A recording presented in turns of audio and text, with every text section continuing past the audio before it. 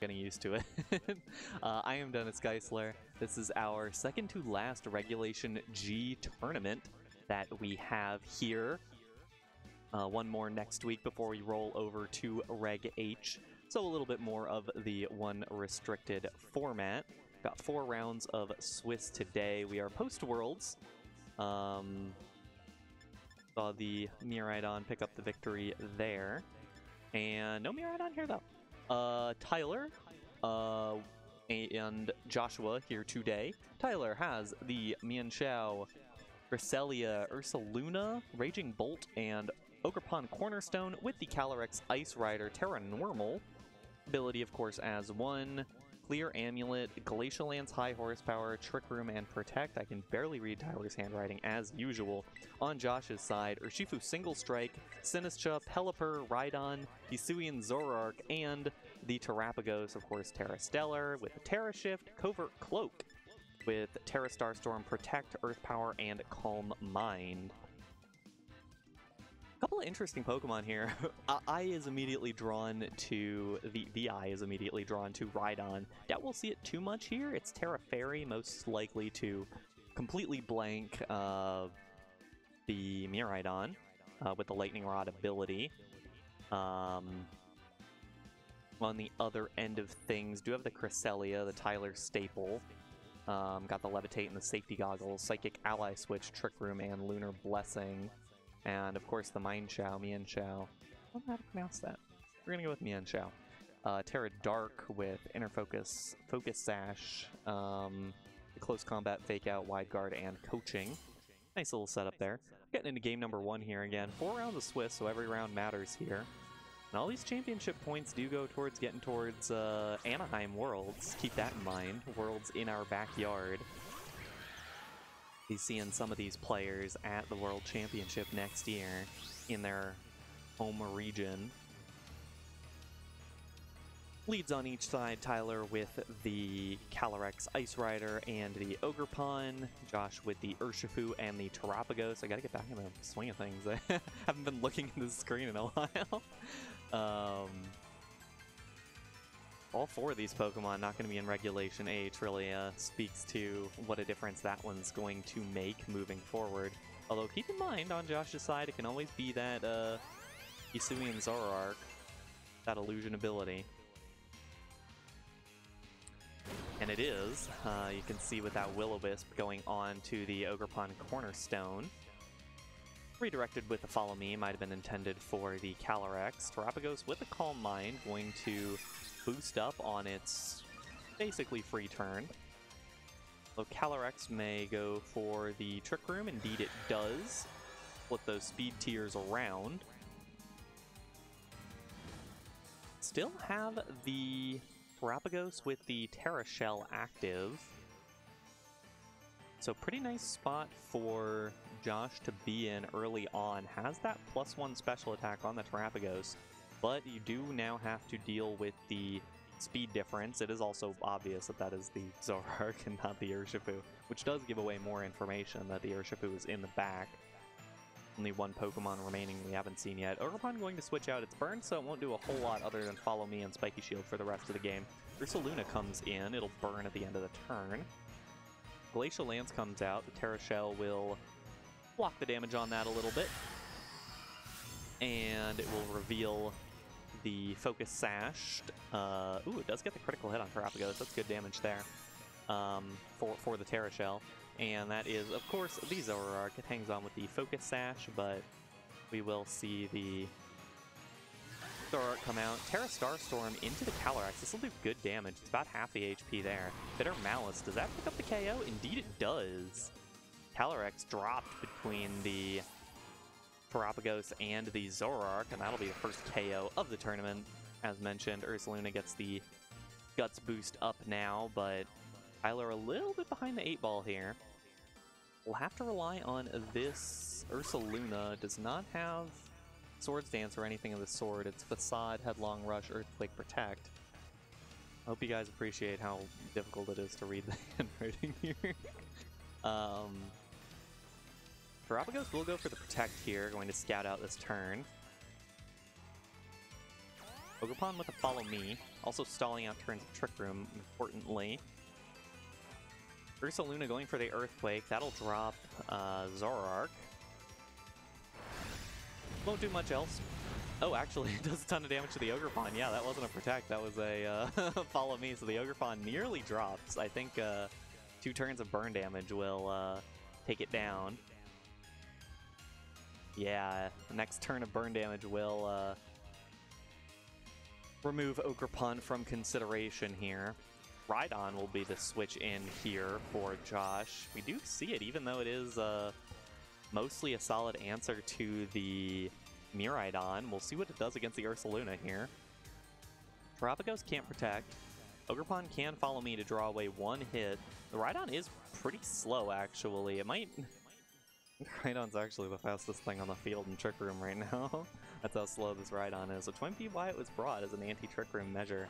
Gonna see the Terra here for Josh. Going to be the Terra Fairy on the Rhydon. It does have Terra Blast, so it is now 1 Fairy type and 2 able to click that Fairy Terra Blast. Rhydon does have nice stats on the offensive side with that attack stat. Ogerpon with Follow Me. Going to draw away a hit here. Well, Rock Slide will hit both targets, and it does connect. See if Ursaluna flinches here. Ogerpon goes down. Ursaluna does not flinch, gets the Facade off onto the Terapagos, and that will pick up the KO. So both Restricteds down now.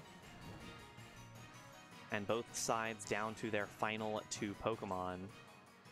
Crucially, Tyler has not clicked the Terra yet.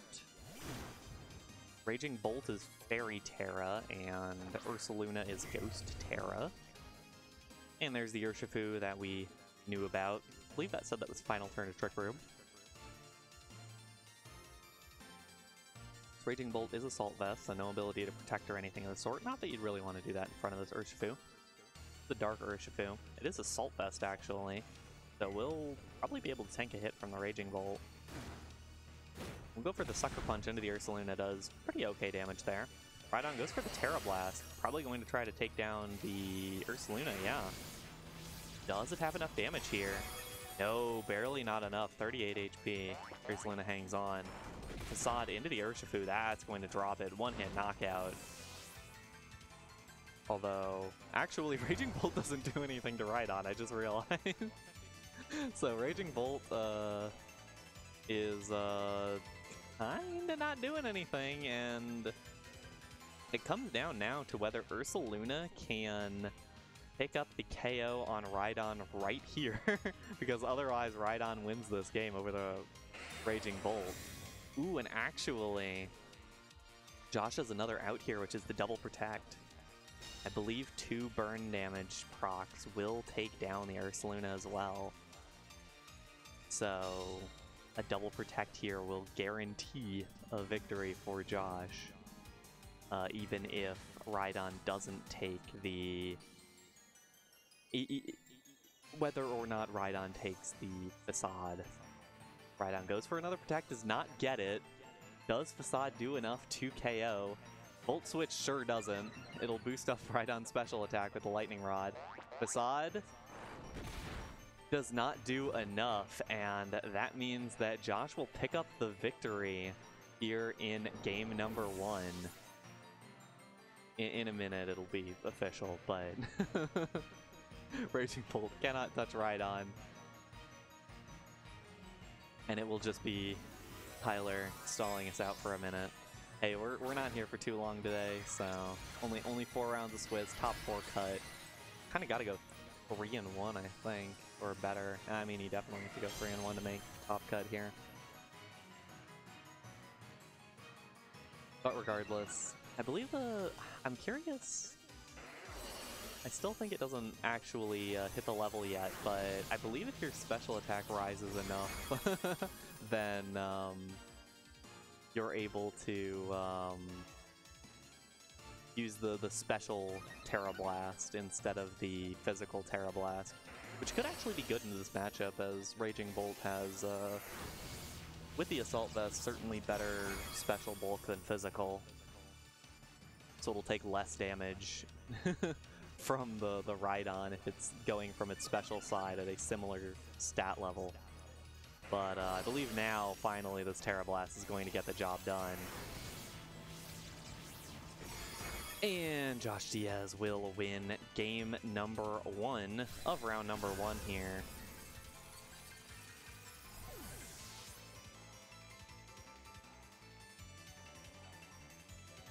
Again, almost every game here is very important. Losing one puts you on a very difficult path to making your way back into the top 4 top cut at the end of things here. See what the switch up here is. I think Tyler was not expecting the Rhydon, which certainly helped a lot. Being the slowest thing in Trick Room, we found that out, as well as completely blanking the Raging Bolt after a Terra.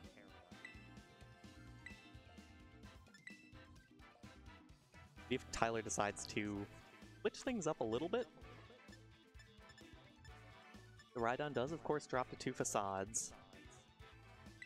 Takes plenty of damage against plenty of other stuff. In the future, you probably want to keep the Calyrex standing, of course. Obviously, it was very difficult to make much of that battle. The Calyrex did get one big Glacial Lance off, but and did set Trick Room for the Ursaluna, but ultimately did not achieve that much, just breaking the sash on the Hisuian Zoroark, and not much more than that.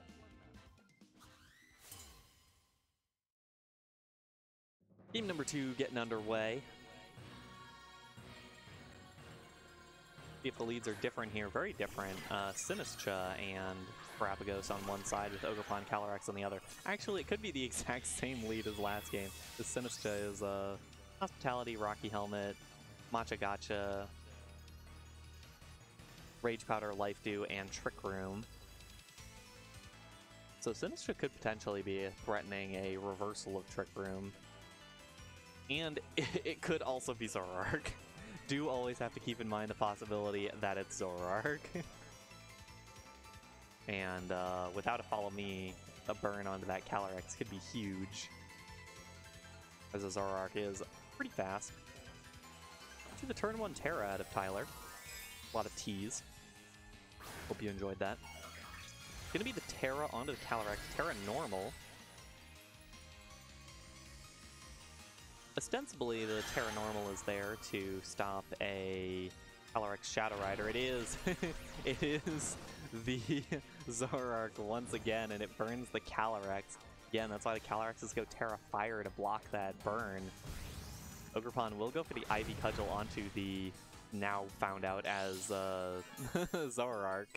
But I'd say it got its job done. Got the Will-O-Wisp down onto the Calyrex.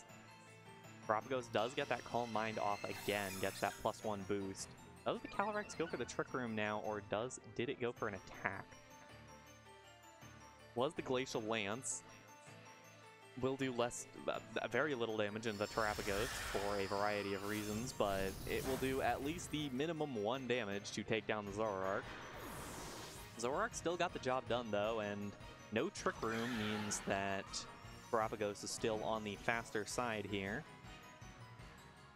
And Sinistcha can actually switch in here with the Hospitality, because we know that's in the back, which would boost up the remaining HP back up to Terra Shell range for Terrapagos, and indeed that is what happens. There's the Hospitality. There's Terrapagos back at full HP for another Terra Shell proc. And this is a difficult spot to be in if you're Tyler, although 3 Pokemon to 4 is never a bad spot to be in, but you do have to worry about what this Terrapagos is about to try to do to you. Ogerpon's going to switch out. It's going to be Cresselia coming in. Has the Ally switch, as well as being able to do Lunar Blessing for its ally. I'm gonna see the Terra here, I believe. Josh, yeah, Josh going for it all with this Terrapagos now. Going for the Terra Terrapagos, the Terra Starstorm, now able to hit both opponents. And does super effective damage to the Calyrex, so I might be able to drop Calyrex right now. Will do very good damage at +1. Not going to take down either target here. Crit on the Cresselia. I was going to say that did a lot of damage there. Machagacha misses the Cresselia. Will hit the other two on the field. Remember, it hits the ally as well. Knocks out the Calyrex. That was right. Crazy. Maybe I'm crazy. Maybe I'm crazy. This is the Mandela effect. We're in the Berenstain universe. Anyways. Ursaluna out now.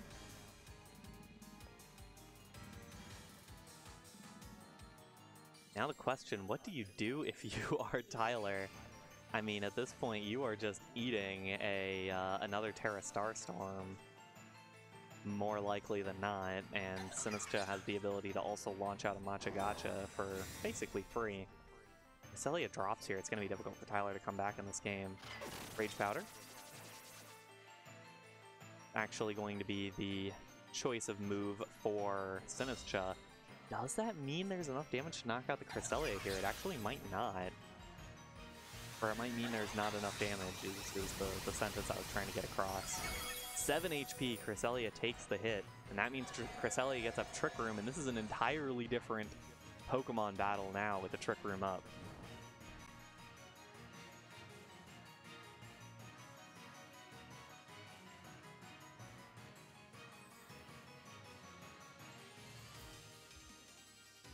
Now, Ursaluna with the opportunity to go for big hits onto the Terrapagos. Terrapagos going to protect here. Ursaluna going for the Earthquake, of course. The Cresselia immune because of the Levitate, and the Terrapagos protected, so it'll only hit the Sinistcha, which it's not very effective, so it shouldn't do all that much. Machagacha goes down now. We'll see how much this does. This does finally connect onto both targets. Really good damage onto Ursaluna. Does knock out the Cresselia, of course. And a teensy bit of healing back for the Sinistcha. Okay, no, way more healing back on the other. I was wondering. Haven't seen a lot of Sinistcha. I think that's something we'll see a lot more in Regulation H. Obviously, a lot of competition for that grass type slot, but Hospitality, a great ability. Rage Powder, a great move. Life Dew, great supportive utility, and Machagacha, of course, helping you with that bulk, getting you a little bit of extra HP in there. Ogerpon now hitting the field once more. Final two Pokemon for Tyler, potentially of this set. Ursaluna can't figure it out. 3 turns of Trick Room remaining. Big question here, what does Terrapagos take in terms of damage here? Ogerpon goes for the Spiky Shield. I mean, the easy click here is the Terrapagos. Ooh, it is the Sinistcha going for the Rage Powder, and that's the difficult thing here, is that you can't click Facade. You have to keep clicking the Earthquake. We'll see how much this does to the Terrapagos. And it does not do half to Terrapagos. It does a solid chunk to Sinistcha through the critical hit. But Terrapagos has a couple opportunities to really lay down the pain here. Will this do enough to knock out the Ursaluna, actually? Yes, it does. And that might just be it for this set. Just the Ogerpon remaining. Not sure what it'll be able to do here under Trick Room. Sinistcha getting the Life Dew off. To boost the HP back up again. This is a very tough team if you don't have the damage to deal with it. And Tyler just hasn't been able to find the damage at the right times. Ogerpon dropped to nearly sturdy range. We'll get the Ivy Cudgel off. Not going to do particularly much damage to Terrapagos. And Tyler will continue to stall for time here. Keeping a little bit more of getting them on the getting them on stream for a little longer in this 2-0. But one more turn and Joshua Diaz will pick up the 2-0 victory. Trick Room ends. Ogerpon, yeah, I guess a Horn Leech would probably be, yeah, this game's over. Horn Leech does some okay damage, heals a little bit back, but it will not be enough to take this Terra Starstorm. And Josh Diaz will pick up the 2-0 victory in round number 1. Very clean to start this one off. And a very unconventional team for Joshua Diaz. With that Rhydon putting up big work in game number 1 and the Sinistcha putting up big work in game number 2. Both Pokemon that we can see in Regulation H, keep in mind. The Rhydon I don't know if we'll see too much of because it's mostly a great answer. Mostly a great answer to the Miraidon and also that Raging Bolt. But Sinistcha might see a little bit more of that. Got a lot of really nice tools. We're going to take a quick break on the other side. Round number 2. Don't go anywhere.